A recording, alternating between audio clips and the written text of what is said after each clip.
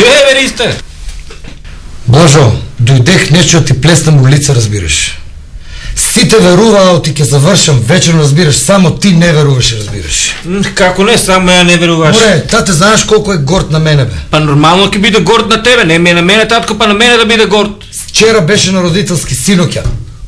Сите петки, разбираш, класната ми испофалила шо да ти разправам, разбираш. Стварно ли? Стварно шо, фактури петка, профактури петка, биро петка, фотелја петка, шлепери петка. А пожарно? Против пожарно петка исто, разбираш.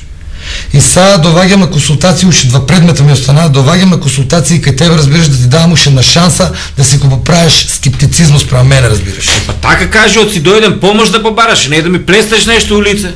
Блажо, професорот по ото ќе ми испитува за телефон, разбираш. Де види на тоа интернетот некој файл отвори, разбираш, да видиме некоја дефиниција за телефон, разбираш. За телефон ли, бе? За воля ли проверувам на интернет? Абе, Ристо, тебе оти вака го гледаш, ти изгледа многу комплицирано.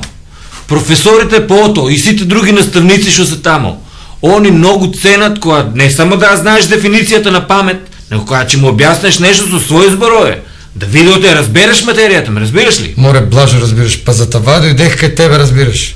Ти работиш со нагледни средства, многу си илустративен, разбираш, и да некоја дефиниција така да ми кажеш. Ако си за тоа дојден, тогаш немој да ми викаш од си дојден да ми удриш у фаца. Да ти помогнам.